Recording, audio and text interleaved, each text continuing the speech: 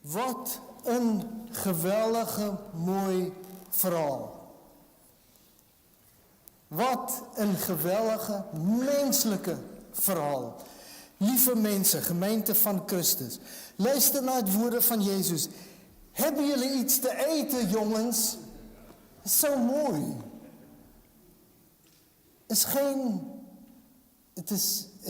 Het is zo uitnodigend. Hebben jullie iets te eten, jongens? Lieve mensen, laat mij deze, preek overwegen eerst even inlijsten. Ik, en jullie ook, wij luisteren nooit naar een Bijbelverhaal alsof het los in de lucht hangt. Want wij zijn mensen. Wij horen het vanuit onze leven. In onze wereld. Op onze weg. En terwijl ik en ons, ook bij de Bijbelstudiegroep en anderen ook, naar deze lezing luisterde, merkte ik 3, bakens op die mij hebben begeleid. En daarover wil ik wat zeggen, de 3 bakens. Eerste baken. Wij staan nog aan het paasseizoen. 2 weken geleden vieren wij hier Pasen met echt blijdschap. De opstanding van Christus. Ja, Christus leeft. Was een geloofsbelijdenis van een jonge meisje. Maar Pasen is niet een afgesloten feest. Hier zijn wij weer Pasen, vieren. Christus, God, leeft. Hier in onze wereld. Het is wel een beweging zoals Jort of Stijn zei. Een beweging naar Pinksteren. Maar dan vraag ik, wat doe het dan aan mij op de maandag dat Jezus is opgestaan? Of niet 2 weken later? Of heb ik het reeds vergeten? Is het voorbij? Nee, hij leeft. Dit is die eerste. De tweede baken die mij begeleidde was alles in de wereld. Dan voel ik onze wereld kruimt onder oorlog en geweld en dwaasheid. Dit is onze wereld.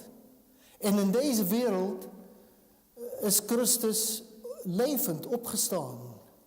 Maar dan zie ik zo een dwaasheid van een afbeelding van iemand die zegt, ja, ik ben Christus. Dit is ook onze wereld. Een wereld waarin leiders soms verwarren in plaats van richting geven. Eigenlijk voel ik niet soms, maar altijd.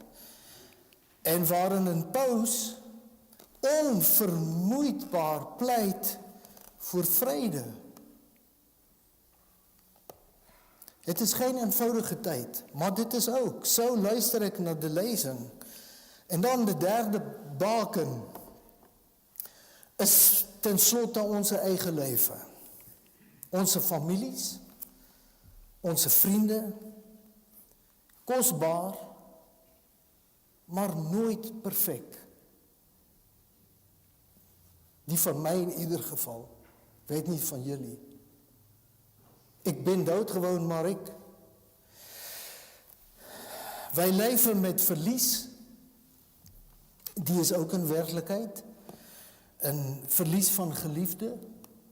Die horen wij ook later vandaag. Verlies van jeugd. Is niet meer zo makkelijk.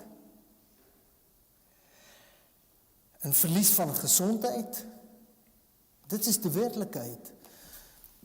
Christus leeft, onze wereld en onze werkelijkheid.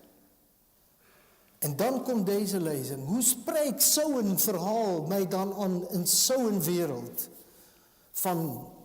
van Christus van oorlog en van my en jou lewe.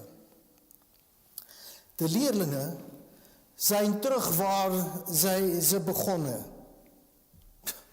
Na 3 jaar. Nou, wat doen wij nu? Jezus is er niet meer.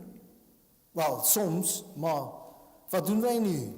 Ja, zeg maar, huppakee, terug naar vissen. Ik ga vissen, zegt Petrus. Alsof hij zegt, laten wij teruggaan naar de vertrouwde. Naar wat wij kennen. Naar wat wij kunnen controleren. Terug naar onze huizen. Naar het gewone. Ja, en de andere antwoord, nee, niet. Nee, Petrus, dat doen wij niet. Die ander zei, ja, ik ga mee. En zo vaak, zo gaat dit ook met ons. Wij ervaren iets van het licht, van het hoop, van een blijdschap. Ik herinner mij zo goed aan de vreugde van de paasdienst. Maar goed, dan heel snel gaan de vreugde ook maar. Ja, maandag afwassen, gewoon gras maaien, iemand bezoeken, een marathonrenner feliciteren, is het maar doodgewoon weer. Zo gebeurt het, ook bij ons. En wij ervaren iets van het licht, van hoop, van een nieuw begin. En toch, en dit is in werkelijkheid, zijn wij net zoals wij zijn. Wij blijven waar wij blijven en wij zijn wie wij zijn. Ik ben wie ik ben. Lieve mensen, hoe mogen verandering dan eruit zien? Want verandering is echt moeilijk. Om een nieuwe mens te zijn, een makkelijker mens te zijn, dit komt niet zo snel. Maar in ons verhaal gebeurt er wel iets moois. De hele nacht vingen zij niets. Dat lezen wij. Ze doen wel wat ze kunnen, zoals ons ook. Maar dit is maar het leven. Maar voor de vissers blijft de net leeg. Leeg. Zo voelen wij ook heel vaak. Dat is maar zo.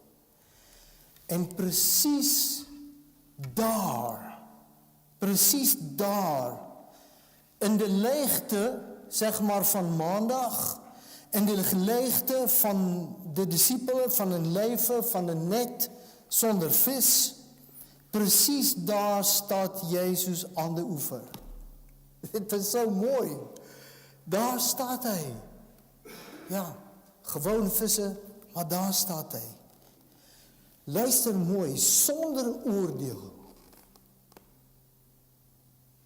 Zonder het moet anders zijn. Zonder oordeel, zonder verwijt. Hij geeft zelfs iets te eten. En hij vraagt hen wel om de net aan de andere kant uit te gooien. Een leven van vertrouwen. Een leven waarin hij aanwezig blijft. Ook in het gewone en in het moeizame. Wat mij treft, ik hoop u ook, is dat Jezus sinds zijn opstanding geen enkele oordeel uitspreekt. Onthou jullie het? Niet eenmaal zegt hij, hey, Petrus, onthou je wel? Lekker hè? Niet eenmaal, niet tweemaal, 3 maal zeg jij nee. Maar Jezus doet het niet. Geen afrekening, alleen liefde daar in het gewone van het leven.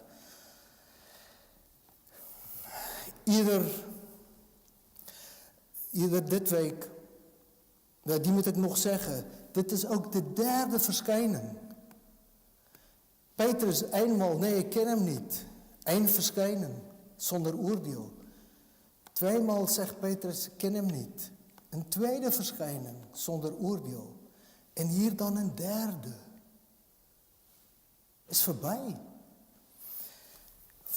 Eerder deze week vroeg ik aan een kleine groep vrienden. Kun je een paar mensen noemen die echt blij met je zijn?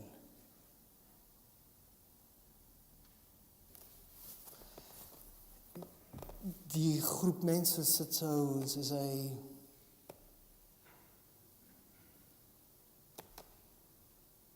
En ik zie de vertwijfeling. Ik zeg, en ben je blij met jezelf?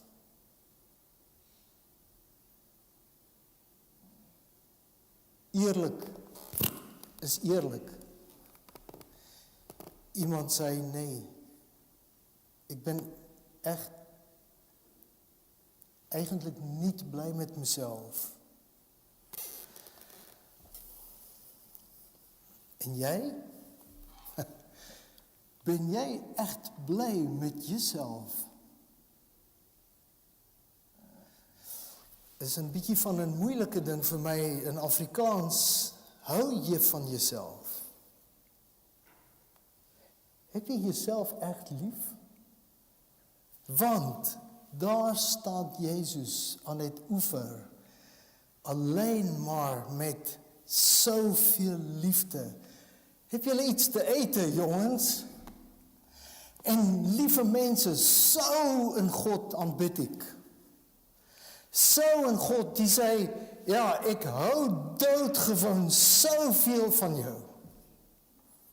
Mijn hart staat open voor je. Hij is werkelijk blij met hen. Dol, is het een mooi woord, dol op hen. Het is hoe hij is. Er klinkt geen enkel veroordeling. Alleen bevestiging, alleen liefde die blijft. Hij is blij met jou. Hoor het vandaag.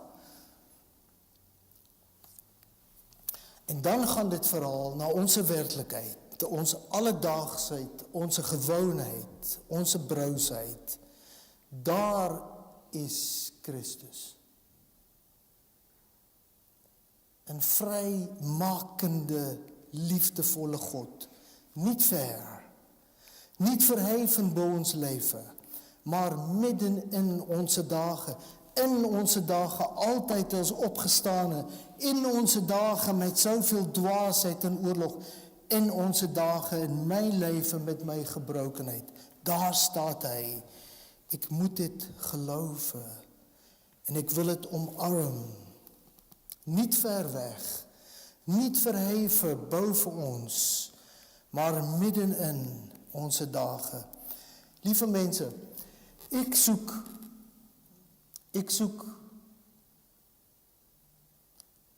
zoek met jullie naar een geloof van vandaag.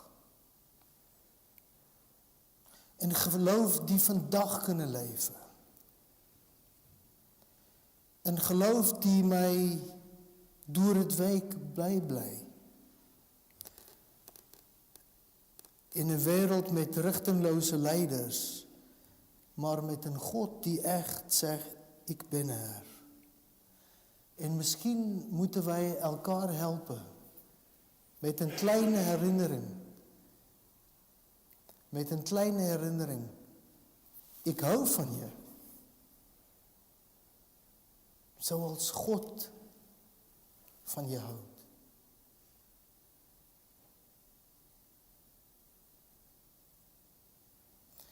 Ik mag de kans om niet gebruiken. Misbruik. Maar Linda, ik hou ook van je. En van jullie. En wij van elkaar. Want daar is God in Christus tegenwoordig. Hij staat aan het begin van iedere dag. Aan de rand van onze zwaarkry. Aan de rand van onze vragen. En daar zegt hij, kom, eet. Ik ben er. Sta op. Leef nieuw. Leef vrij. Leef in het lig van Pasen. En dan is onze wêreld echt koninkryk.